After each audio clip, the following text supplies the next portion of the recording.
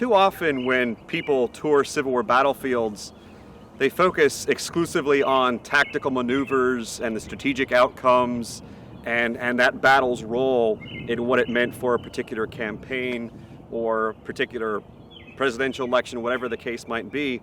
And we leave out the fact that, again, these battles are being fought in people's backyards, they're being fought on people's farms, and you have civilians are caught right in the middle of this maelstrom. And so they're not only having to deal with, the aftermath of a battle in that moment, but at times for years and decades after the conflict. Today, we're standing on the historic Pritchard Farm, which is owned and managed by the Kernstown Battlefield Association. And I've always felt that the story of the Pritchard family, Samuel Pritchard, Helen Pritchard, and their children really encapsulates how the Civil War is something that doesn't end for them in the spring of 1865, but really carries them, at least in Samuel Pritchard's case, into an early grave. So Samuel Pritchard, after the war was over, filed a claim with the Southern Claims Commission because he was facing financial ruin. The claim that he filed was for a little over $5,000, if memory serves correctly, and his farm had been the scene of the First Battle of Kernstown, at least part of it. Part of the Second Battle of Winchester. Fighting occurred here on June 13, 1863, and also the Second Battle of Kernstown, fought on July 24, 1864. There were also multiple times during the conflict where armies of blue or gray camped on this property. And so you have, the debris of battle is left over. You have acres of woods are being cut down for firewood. You have his food supplies and other stuff is being taken. And his family really was confronting financial ruin. He appealed to the Southern Claims Commission to be reimbursed for this. But again, in order to get that claim, you had to prove loyalty to the United States government. And even though Samuel Pritchard is what I would like to call a leave-aloner, essentially wanting to stay isolated on this property, this 350-acre farm, its proximity to the Valley Pike, one of the major thoroughfares in the Shenandoah Valley, it meant that this property was going to be a magnet for Union and Confederate armies during the course of the conflict. And so Pritchard, he filed that claim. He tried to prove that he was loyal to the United States government. But when those commissioners came and they interviewed people, there were things that he said. So for instance, in the aftermath of the First Battle of Kernstown, he made a comment which was favorable about Stonewall Jackson, hoping that Confederate soldiers would come back and reclaim this part of the Shenandoah Valley.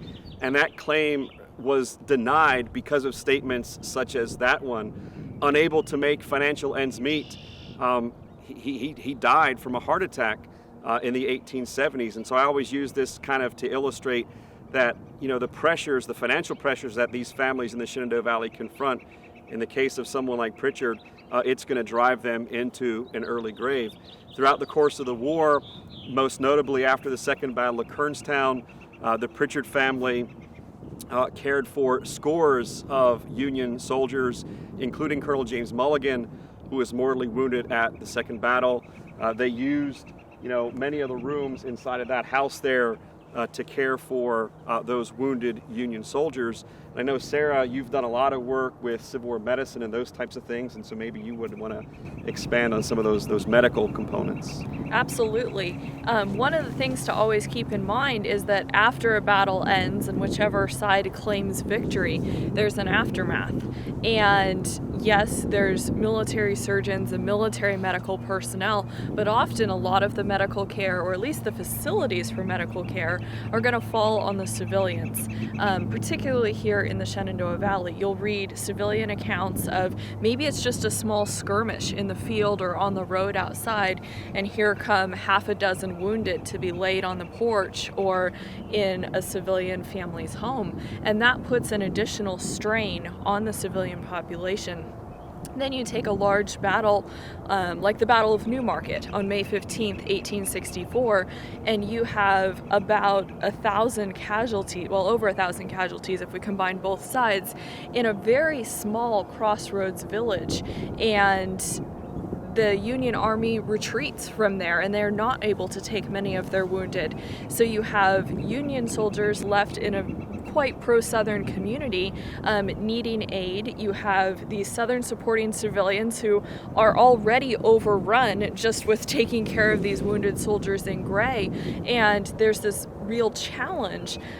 New market for the wounded Union soldiers left behind. They were fortunate in that Mr. and Mrs. Rupert went out, brought in Union soldiers, placed them in a church in their own homes, were eventually able to use a warehouse in the area as well, just to get these guys out of the rain and to get some medical aid. So you have this challenge of caring for wounded in your own community. And like in other parts of Civil War history, there might be your own family member who's wounded and brought to your home as well. So with fighting happening locally, troops recruited locally, you may be taking care of a family member who's been injured in battle right near your property, and now they're going to be in the field hospital in your home.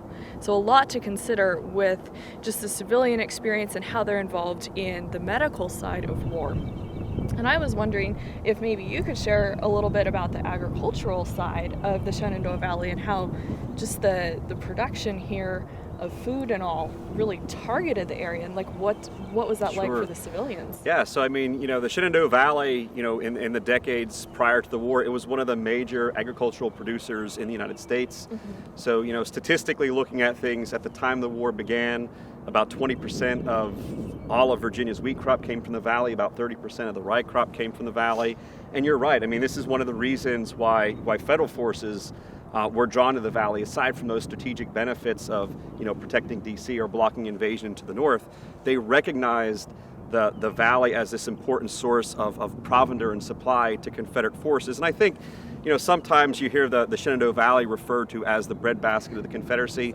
Probably isn't an accurate statement, but certainly it is the breadbasket of Virginia. I mean, the Army of Northern Virginia is really heavily reliant on things that are produced in the valley, not just what's growing out of the ground, but tanneries and iron furnaces and those types of things. So yeah, I mean, this is certainly what draws federal forces here, and this is why when you get to Philip Sheridan's destruction of the burning in late September and early October '64, why he is carrying out this destruction, because it's not just about defeating the armies, it's about preventing the landscape from being that great ally and that great support for Confederate forces. And how long did that last? When did the valley start to recover? Yeah, from the it's war? Actually it's pretty remarkable. So I mean, there are other parts of the South that take decades to recover.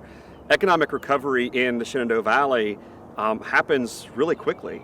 Okay. By the time you get to the 1870 census, a lot of the economic value has been rebuilt in the Shenandoah Valley, largely as a result of external investments. So there was the Agricultural Aid Society, which was housed in Baltimore. They invested a huge amount of money in the Shenandoah Valley because they wanted, the wheat and the rye and the corn and all these things that were grown here. So there was a lot of outside external interest to get the Shenandoah Valley's economy rebuilt. And certainly by, the early part of the 1880s, you have new economic ventures in the Shenandoah Valley. So there are, all kinds of healing springs and hotels that are dotting the landscape. And oftentimes these places are attracting Northerners. Some of those Northerners are Union veterans who fought in the Shenandoah Valley. And as I often tell individuals when they come here kind of looking at this post-war period, this is kind of one of the things that opens up some former Confederates in the Shenandoah Valley to the ideas of healing and reunion. It's never going to be perfect, but let's try to find that common ground, try to move forward. But yeah, I mean, I think the Valley's economic recovery is probably almost unprecedented because you have such external interest in investing in the rebuilding of that agricultural and as well as kind of tourist economy that develops in the decades after the war. Right, and that's so fascinating, just pointing out that you have Northern Union Civil War veterans coming in post-war, seeking healing or at least some sort of relief at the different health springs and such in the area. And I think that's such an interesting point as we look at reunion and then memory of the war in this region. And really interesting how civilians played a role in that as well. In Newmarket, Lydia Kleindance, she was extremely active in preserving Confederate memory and Virginia Military Institute memory from the Battle of Newmarket. And she was called the mother of the VMI cadets, and she went to every reunion and monument dedication in the area that she could. And she was very passionate about telling what she saw at the battle and keeping alive a strain of memory the way she wanted things to be remembered. Yeah, and there's also, kind of going off this memory, this veteran vein, people don't realize there are Grand Army of the Republic posts in the Shenandoah Valley. Mm-hmm. So Winchester has the Mulligan Post number 30, named after Colonel James Mulligan, who was killed here at the Second Battle of Kernstown. You have the very first Grand Army of the Republic post anywhere in the Shenandoah Valley was established in Martinsburg, the Lincoln Post number 1. There were GAR posts in Harper's Ferry for a brief period of time. So there is a presence of Union veterans here, some of them born and bred in the Shenandoah Valley, some of them who come after the war. And then really starting in 1883 into the early part of the 20th century, you have almost on an annual basis, customarily in September, October, around the anniversary dates of Sheridan's 1864 Shenandoah campaign, veterans coming here to visit the battlefields that define their legacy, and they're engaging with Confederate veterans in the process, touring battlefields just as we tour battlefields today in the 21st century. Right. And it's really fascinating to hear you mention that Union veterans born and raised here in the Valley. And I think that's something that maybe some of the viewers who will be watching this, that might be surprising. Is that something that you find a bit of a myth, that the Valley was so staunchly Confederate? Or? Yeah, I think certainly individuals have this perception that the Valley is staunchly Confederate. And again, the majority of people living here, they support the Confederate war effort. But there are hundreds of individuals who were living in the Valley prior to the war, living here at the time the war broke out, who end up serving in Union regiments during the conflict, both white and African American. Mm-hmm. So, if you look, for instance, at the 1890 veteran census, there are hundreds and hundreds and hundreds of individuals listed on that census. Several hundred of them, were born and bred. So about 25 to 30% of the veterans on those rolls are from the Valley. And then you have about 800 African Americans who served in the United States Color Troop regiments from the Valley as well. So again, the lion's share are serving in the Confederate Army, but this is like pretty much every region across the South. It is divided. It's kind of that civil war within the war, and we have civilians with their farms being turned into battlefields, and yet there might also be that conflict going on with neighbors. Not that neighbors were actually shooting at each other, although maybe that happened in some areas, but just that tension, if you will, within the community itself, whether it's in Winchester or Newmarket or even out in the farming communities. Yeah.